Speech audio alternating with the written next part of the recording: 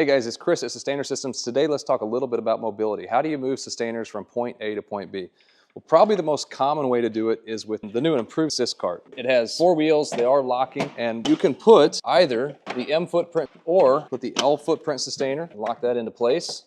You can also put the XXL directly on the cart like we have it here. So I've got 2 XXLs stacked up. Of course, I could then convert over to the M footprints and put those on top, but the XXL also interfaces perfectly with the Sys-cart. For those of you that use the Festool dust extraction system, of course, you probably already know this, but the Systainer also integrates perfectly on top of the dust extractor, so it locks in place right here. Now I can wheel the entire vacuum assembly with my Systainers around. Another option, and this one gets into not only mobility, but a place to work on site, is something we call the MW1000. So with the MW1000, it's a combination of a Systainer mover and a hand truck. So I can put all my Systainers on the bottom here. I could even put some on top and strap them down.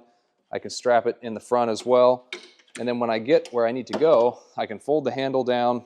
I've still got access to my drawers down below here, but then I also have a small work surface that I can work off of. I can put pipe in here, clamp it down, cut it off, and I can work, make a cut, sand, whatever I need to do. Clamps that fit in the 20mm holes will work on this surface as well. One additional benefit of the cart with the groove already integrated is that it also mates perfectly into the Bot Smart Van racking system. Thank you very much for watching.